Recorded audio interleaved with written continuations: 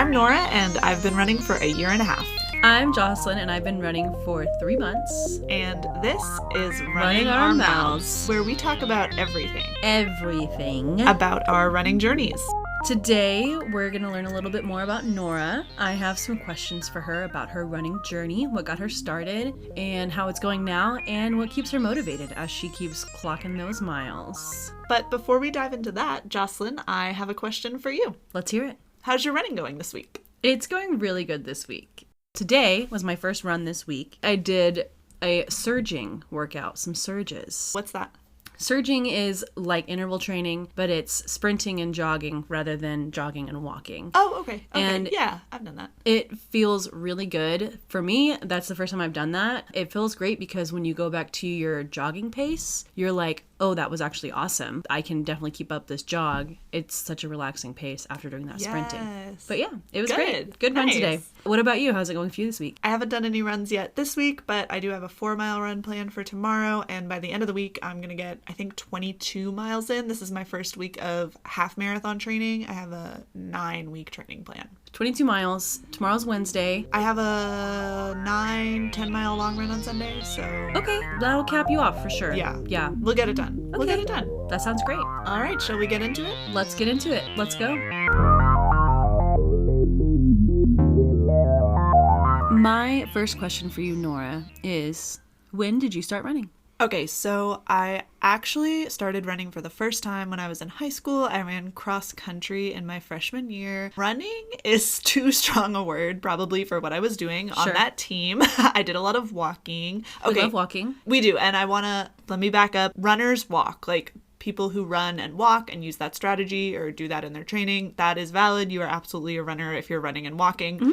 I was just walking. Like, I did not want to run. I was simply walking. Simply walking. Love that. I joined the team because I had to do one sport, and this was the one that my friends were doing. More importantly, this was the one that my friend's cute brother was doing. I am so sorry, Siobhan, Emmett, if you are listening. I am deeply embarrassed. Suffice it to say, I was doing it for the wrong reasons. I hated it. I didn't like running. I wasn't motivated by it. I was like a theater kid and a music kid and an English language arts kid. Love it. I'm just not athletic. Hated PE. Sure. Hated it. Had to do it. I think I only did it for the one season. And then, I didn't really run again until a year and a half ago. So October 2022, I decided to go for a run. And that's how I got back into it. And Love it. Look at me now. Look at you now. Marathon finisher, run club starter. Run club starter. Wow. Yeah. She's doing it all. Okay. So you started when you were in high school. Yeah. Kind of obligatorily. Is that a word? We're making it a word. We're making it a word. Yeah. You had to do a sport. Running is the sport of intellectuals, so it makes sense that you would choose cross country. And that's so true. So a year and a half ago, what got you back into running? So I had been very sick with Crohn's disease starting in, I think, 2018 is when I got sick, and then I wasn't diagnosed until 2020. So in mid-2021, I finally got into remission, and I just wanted to, move my body. I wanted to get outside. I wanted to, do things, because I had not felt like doing things in a really long time.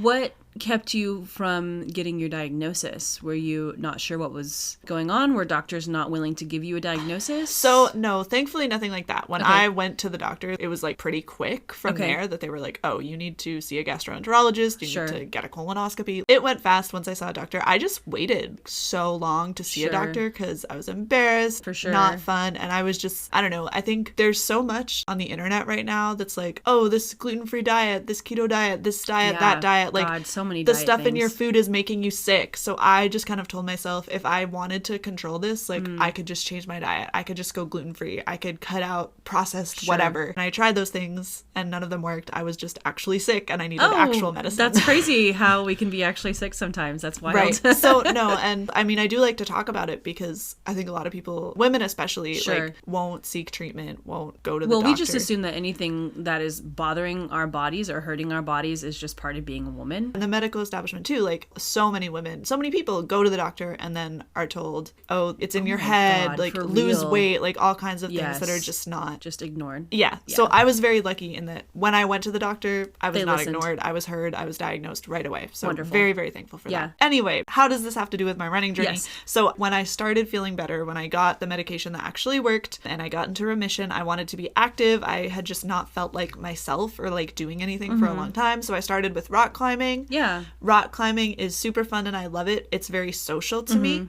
and you have to go to a gym or go someplace. Pay a membership. Yes, pay for a gym, go someplace with nice outside rocks that you can climb. I wanted a way to be active where I could do it more independently and do it like under my own steam. So running seemed like the easiest way to do that. The shoes I was wearing were 10 years old. Sure. I found them in like the back of my closet. They were all like worn down, just terrible, no bounce or like anything to them. And I went for a run and I really liked it and I kept doing it. How far did you go when you did that first run? Do you remember? I ran, I think, for a mile because I wanted to see if I could do it and go as fast as I could. I don't recommend that. Sure, definitely. That's not, I mean, cool. Like, do whatever makes you happy. You're on your own journey, but like, you can slow down. So I ran a mile as fast as I could. Then I walked, I think, for another mile. Then I ran some more, walked some more. So I was out for like an hour, I think, just like... You were just celebrating, feeling I was like, I am out, That was your version of like having a party, dancing. I was like, I'm having a celebratory run. And that's cool. I like that.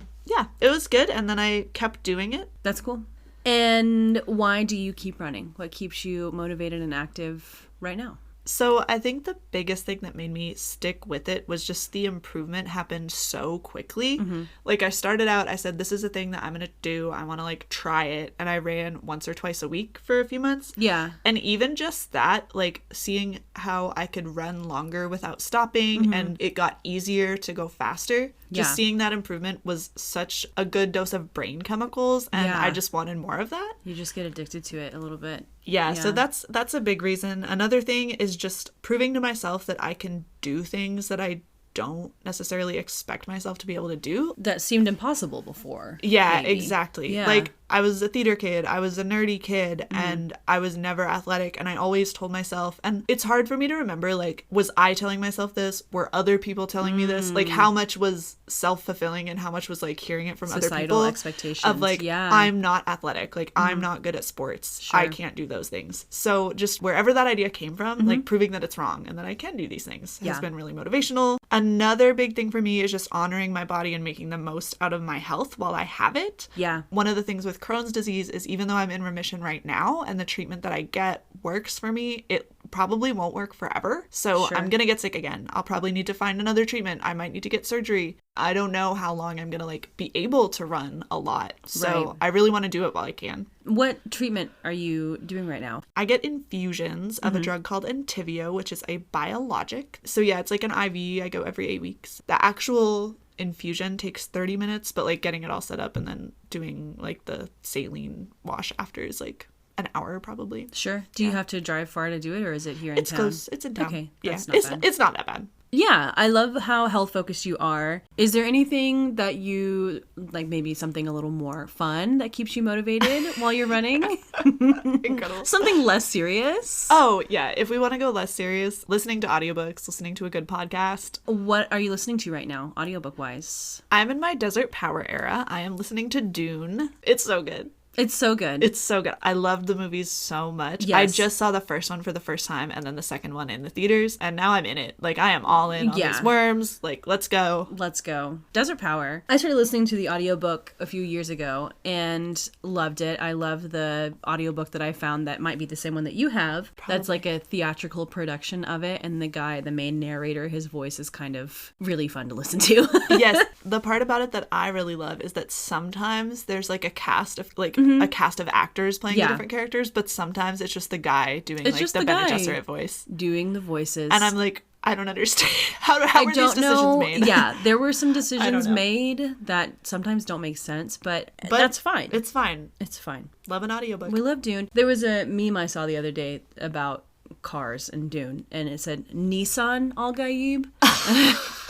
And so every time I've been driving the last few weeks and I see a Nissan, I go, Nissan Al Gaib. It's been really fun. Yes. It's made driving fun. That's good. It makes me want a Nissan, honestly. Sponsor us. Do we like Nissans? I don't know. I don't know either. I want a Kia Soul really bad. Do you really? Yes. Why? Because when we went to Maine last summer, we got a rental car and it was a Kia Soul and I drove it the whole time we were there. Okay, so you've actually driven one and you liked it. I just loved it. And let me be clear, I have not had my driver's license that long for like a 31-year-old. I didn't learn to drive until I was 22. Whoa. So I haven't driven that many cars. What took you so long? What's a nice way to say that? No, it's a valid question. Most of my friends did not learn to drive until college. Like, no one in our town Were there really... buses in your town? It was just very walkable. Like, you could walk to anywhere you wanted to go. God. Like, we all walked to our jobs. We all walked to school. We all walked to hang out. We all walked to the woods and the river. And, like, just nobody learned to drive. Creek. Yeah, the creek. You're we don't walking have to the that. creek. We say creek. Yeah, that's probably good. That's so inverse of how I grew up. I grew up in a small town, but in the country outside of a small town. Yeah. I grew up on like a farm. Okay. Like, yeah. we were driving 10 minutes just to get into town. Wow.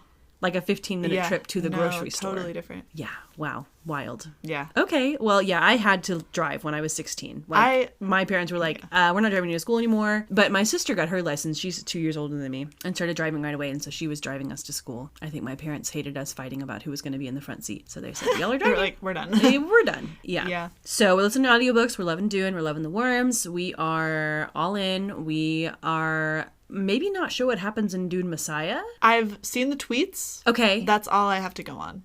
Okay. But I don't know. Other than I've never read it, but I just kind of, I know. Yeah. I know. Do I you mean, know? yeah. Okay. But we don't need we to won't talk about spoil it for the listeners. So where are you in your running journey today? Right? Maybe not today, but right now. Right. So I recently completed my first marathon, which I love to tell everyone about. So Woo! You already know. You were there. I was there. Brought tears to my eyes to watch you Aw. cross the finish line. I'm going to cry again. I was Aw, like, that's my don't say friend. that. It was She's amazing. doing it. It was she great. did it. It was a great day. It was a hot day, but it was really good. It was so hot. We'll talk about it. We'll do a marathon episode. Love it. We'll talk about it. I'm about to start training for my third half marathon. I did 2 at the end of last year in September and then in December. And then my really exciting thing is that I'm going to be running the Chicago Marathon in October. I got in through the lottery. I just signed up for the lottery because I saw all the TikTok running girlies had done it last year and I had FOMO. And so I was like, let me just sign up. I'm not going to get in. Oop. And then I got in. And then we got in and now you have to follow through. Yes. So with something you signed up for. Even though I did get in through the lottery, I am running with Team Challenge for the Crohn's and Colitis Foundation. So I'm raising money Love that. with the charity team because obviously it's important to me. So that's my big running thing right now, is just mentally getting ready to do another marathon. Absolutely. And I've only done one 5K. I did the El Paso Turkey Trot. It was Love great. that. Yeah. It was super fun. I would love to do I think I another remember when that happened because that was right. Was that in this Thanksgiving, just this last, like, yes, the one that recently just passed? happened. I remember that happening, and I think that sparked our conversation of me being like, oh, I used to run all the time, and I really miss it. And you were like, oh, I've heard a lot of people say that. And then, boom, you started a running club and got so many of us back into running. Yes. So even though that was only a 5K, it was an important event for a lot of people in your life. Aw, well, thanks. Yeah, it was important to me too. It was cool. And yeah, I started a running group at the beginning of this year. Even though I see running as primarily my me time, having run some races in the past several months, I really love the energy and like seeing other runners and like being motivated by each other. Yeah. And so I wanted to try a running group. There isn't a running group in our immediate area that is super pace inclusive for like slower runners. Yeah. I'm not necessarily in a place where I want to do like my speed work days at like a social run type thing. Yeah, no, you want to hang out with your friends. Yeah, and I want to like chat and then I want to eat. I want to go to brunch. Yeah, we love brunch. That's the best part of Run Club. Yeah, so I started a run club. I got a bunch of our friends to do it. It's awesome. Yeah. We have a good time. It's really fun. Yeah, so I'm a year and a half into the running thing. I still feel like I want to call myself a beginner just because I'm learning so much and I just like see other runners like how much they have done and how I'm not there, but there's a lot to learn. But I do feel like I've learned a ton and I feel absolutely like I know stuff now. Yeah, and you've taught all of us so many things too about running, so we're all on the journey together, but you're kind of leading the way. Aw, it's pretty thanks, awesome. girl. Okay, next question. Do you have any running goals currently? So I do have some like pace and time goals. Like I would love to get my half marathon under 2 hours. My current PR is 2:08 something. Okay. So it doesn't sound like a lot, but it does feel like pretty substantial. And my last half marathon was in December, so it was chilly. And like this next one's gonna be in May. So I don't think it's really realistic to like go for that right now. To do a PR, you want to repeat the same. If the conditions were good, you want better conditions, not worse conditions. Right. Like if I do the same exact time in May as I did in December, that would be fantastic. A big deal. So I would like to do that at some point. It's not like in the immediate horizon. And then full marathon, I did my full marathon in 5 hours, 2 minutes and 10 seconds. So I would love to get it under 5 hours. I do feel pretty good about that one going into Chicago because that course was hilly. It was so hilly in Fort Worth where I did the marathon. and it was hot. It was like 82 degrees when I crossed the finish line. And sunny. So I'm sure after training all through winter, I was so mad. We'll talk about it. We were so mad. I was mad. I was not happy. It was hot. The sun. So even though it was like a warm temperature, the sun was beating down. So it felt closer to 90 that day. It was rough. I don't know. There were ultra runners in that race. That race had a 50K as well, and so they were out there. How many miles is that? 30.1. Whoa. Yeah, it's too many. That's weird. Oh no, they're incredible. They're my heroes, I think. Okay. So those are my kind of time goals. I like it. Right now I do have a goal to kind of just get back to feeling really motivated about my running. I think ever since the marathon, like taking a couple weeks like really light for recovery and then just trying to build back up after that, it's been challenging for me. I have lacked some motivation. So I'm just trying to get back in the groove. I think having this training plan for my half marathon will help me. It really helps me to have a schedule and have like a spreadsheet where I like check things off. We love checking things off. Yes. I know right before you did your marathon, we talked a little bit about how your feelings were kind of changing and how your body was feeling a lot more sore as you were tapering off your miles. Is that a typical thing that marathon runners will see? Yeah, so tapering is weird. It's where you cut back on the mileage so your body feels like fresh for race day. But it is like you're totally changing the dopamine and adrenaline and all the stuff that you were getting from just having super high mileage. Like that for me, my body had never been used to it before. And so then I was doing, 35 to 40 miles a week for several weeks and then just cutting that way back, really challenging on me mentally. I just felt unwell. Oh no. Yeah, it was weird, but it paid off because my legs felt fresher than they had felt for like my whole marathon training block when I was in my race, and I did not get injured like physically. Sure. After the marathon, my recovery was easy, like way easier than I thought. That's fantastic. So, thanks, tapering. Okay, just 2 more questions. Hit me with it. What is your number 1 tip for someone who wants to start running? Slow down. Slow down. Slow down. Slow down. You should be able to hold a conversation comfortably while you're running almost all the time. And I see people give that tip a lot. I didn't come across it until I had been running for a few months. So it's like the first thing I would tell anyone, just slow down. And people will say, well, I can't run and hold a conversation. And what I would say is that's okay. Like run for literally like 30 seconds, like jog slowly for 30 seconds and then walk until you're conversational, and then jog again just a little bit. And if you do that, if you slow way down to conversational, you will see the amount of time that you can spend running and the speed at which you can run at a conversational pace. Sure. It will go up. It'll go up and up. Cool. You'll just see vast improvements. So slow down. You got to build up your cardio fitness. I hadn't heard the conversational tip until very recently. Yeah. And then today when I was doing my run, I read the tip on my little app thing that said that you should be able to comfortably hold a conversation, you should be able to sing, or you should be able to argue. And I was like, whoa, who am I arguing with while I'm running? Call someone and start a fight.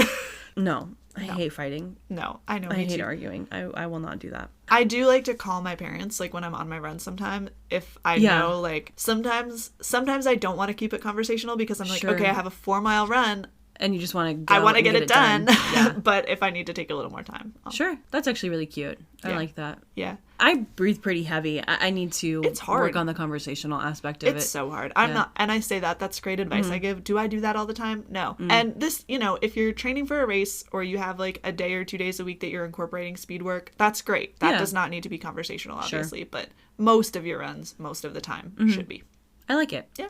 Okay, last question. Why did you want to start this podcast? Why did I want to start this podcast? From the time when I started this little running journey I'm on, I have really enjoyed listening to running podcasts. Yeah. I get so much information from them. I get a lot of motivation from them, and I listen to them a lot while I run, which I know some people like to do that, some people don't, but I do. But I do.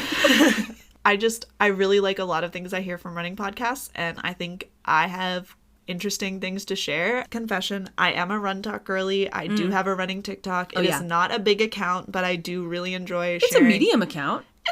It's respectable. You've got more than 1,000 people on there. It's respectable. I have fun, and like people people seem to like what I have to say there. And Absolutely. so I wanted to have a place where I could just talk a little bit longer form with yeah. you, with a friend who is at a different place in their running journey, Absolutely. but also on a running journey. I just think this format could really benefit my community and the running community at large. I love it. When I did mention to some of my friends who are not really interested in running and who I thought were not that interested in me, I say friends, they're colleagues, and I was talking about finishing a 5K recently. I was talking about doing running and doing a running podcast, and they were like, oh, that's actually really cool. Like, we're really fascinated by it and like wanted to follow us right away. I was like, we don't have any episodes yet, Slow your roll. We will. And I thought that was really cool to hear people be excited about what we have to say. That's so cool. Yeah, very encouraging. I think sometimes right now there's like, I don't know, I see on social media a lot, people have this idea that if you care about something and if you show that you care about something, especially something that's like kind of trendy, I guess, it's cringe. It's cringe to be like excited and want to talk sincerely about a thing you care about. But like, sincere posting. But like, I like running and I want to talk about it. Yeah, no, I think it's great. I think passionate people are wonderful and make things happen. So yeah, and I here we are. I don't think there's anything cringe about being cringe. Well, thanks, Joslyn. You're welcome. I'm honored you want to be cringe with me. I love being cringe. Perfect. That's what life's all about. Cool. Love it. Well, thank you for answering the questions. Thank you for asking the questions. And thank you for listening, everyone. We have a lot of good stuff planned for you. I'm going to get to know Joslyn a little bit more in our next episode. Love it. We're going to talk about our race recaps of recent races. Yes. We're going to share tips for beginner runners. And we're going to talk about our favorite gear, our favorite shoes. Yes. And yeah, all kinds of good stuff planned for you. Yeah. I think also it would be fun to look into the musculoskeletal system of like what happens when you're running. Oh, and yes. like how it all, the brain-body connection, mind-body connection. I would kind love of to stuff. do that. That'd be cool. Yeah. And on that note too, we're going to have some interviews. We are planning to bring some experts. We love experts. For things that we don't know as much about. Right. Because I don't know about the musculoskeletal system. I don't either. We'd need to find somebody that can Surely tell somebody us. does. Surely somebody does. If you're that person, comment. Send us a DM or comment. I don't know. Interact with us somehow. Tell us. Tell us. Come to my house and tell me. Yeah. Don't actually do that, please. Another segment I'm excited about is our surprisingly running movies. Movies that are actually about running. Our unexpected. Unexpected, yes. Our unexpected running movies. Should we kick that off right now? I think that's a great idea because this week you and I went to watch New Moon at Alamo Drafthouse. New Moon, the worst of the Twilight Saga. Book and movie, I would say. I enjoyed it a lot more than I remembered, this time being an adult, I think. Literally, I was saying that too. I'm like, okay, so this is like Romeo and Juliet. Like, this is a trashy teen romance. The parallels. It was extreme. Nice. It was nice. I never... A little on the nose at times, but I'll take it. It is a teen movie. I was media illiterate when I was a child, apparently, because I did not. That did not register for me. That's at all. fine. Anyway, I think New Moon is an unexpected running movie.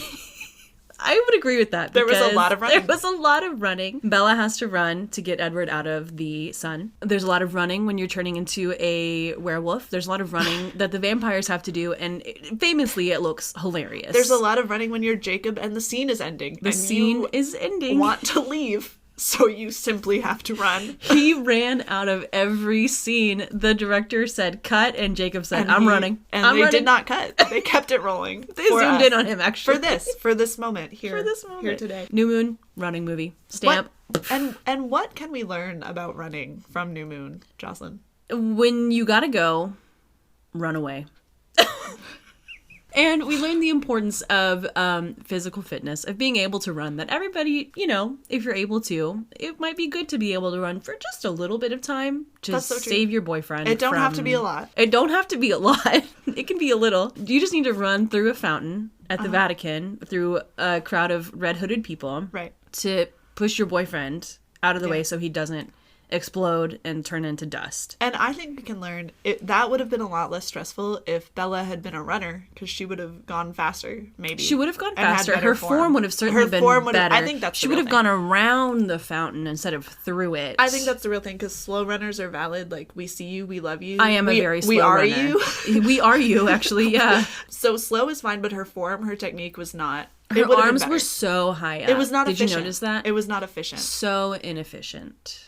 So She was in a crowd, though. be prepared to save your boyfriend from the flames of the sun. Run efficiently. Yeah. Yeah. That's it for today. Thanks for listening. We'll see y'all next time.